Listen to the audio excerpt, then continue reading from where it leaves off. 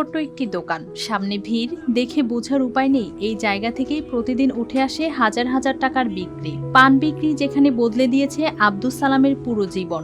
এখান থেকে পান আমার নিয়ে যাবো এবং তারাও এখানে আসে পান খাওয়ার জন্য অনেক দূরে দূরে থেকে, সেই কুচুরা, সেই আপনার সাভার, নবীনগর, অনেক দূরে দূরে থেকে আসে। আমি টাঙ্গাইল পর্যন্ত, আমার বাড়ি পর্যন্ত এই পান নিয়ে গেছি। ঢাকার ধামরাই উপজেলার সুয়াপুর বাজারের এক কোণে ছোট্ট এই দোকান, নাম মামুন পান ভান্ডার। প্রায় 40 বছর আগে অল্প পুঁজি দিয়ে এই ব্যবসা শুরু করেছিলেন আব্দুস সালাম দেওয়ান। এই 40 বছর ধরে আমি ওনাদের এই ব্যবসাটা দেখি। আমি রেগুলার এখান থেকে পান খাই। 72 ঘন্টা ময়েশ্চার লক সমৃদ্ধ লিলি বডি ওয়াশ শিয়া বাটারের গুডনেস স্কিন রিপেয়ার করে রাখে সফট ও গ্লোয়িং। পান্ডা এখানকার পান্ডা আর কি একটু হাতের ঝোস আছে, মিষ্টি লাগে পান্ডা।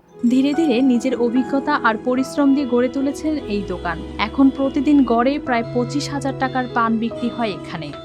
বানায় বেশি, খরচাও বেশি, আর পাইকারিও বেশি, তাতে সারাদিনে 20-25 হাজার টাকা আর কি মোটামুটি বিক্রি আমদানি। এই দোকানে দেশি পান, মিষ্টি পান, জর্দা পান সহ নানা ধরনের পানের ব্যবস্থা রয়েছে।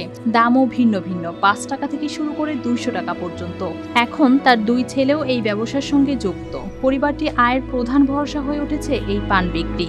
পান খা, এদিকে পান অনেক ভালো, দোকান পর ভিড় হয়, যে এই ধরনের সব দিকেই কাস্টমার থাকে। শূন্য থেকে শুরু করে আজ স্থির অবস্থানে দাঁড়ানো এই গল্পটা দেখায় ছোট উদ্যোগ হলেও মন দিয়ে করলে সেটাই হতে পারে বড় সাফল্যের পথ।